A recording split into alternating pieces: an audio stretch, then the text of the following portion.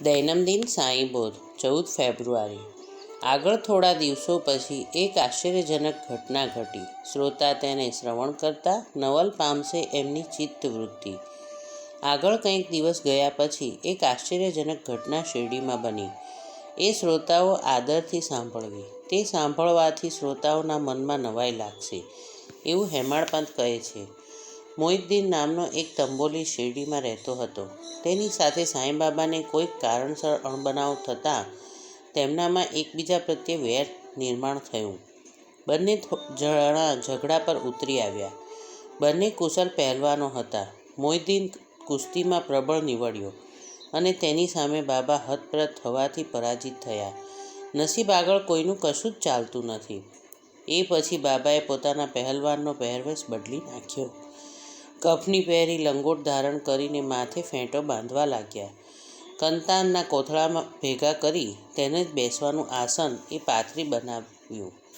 ફાટેલા તૂટેલા કપડાં પહેરીને એમાં જ તેમને સંતોષ માનતા.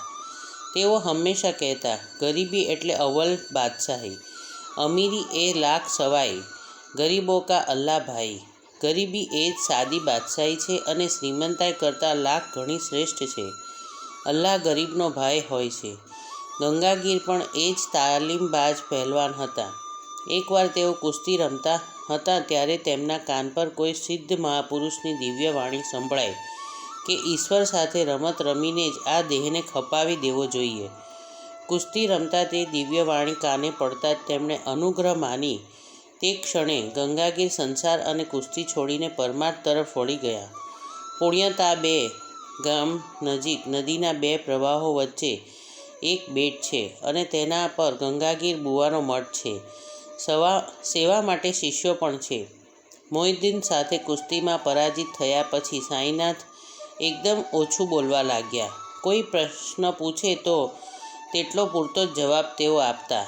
સામે થઈને તેઓ કોઈની સાથે વાત કરતા નહીં. દિવસે ક્યારેક લીમડાના ઝાડ નીચે બેસતા અને ગામના સીમાડે વહેતા પાણી નજીક બાવળના ઝાડની આડી ફાટેલી ડાળીઓ નીચે બેસી રહેતા.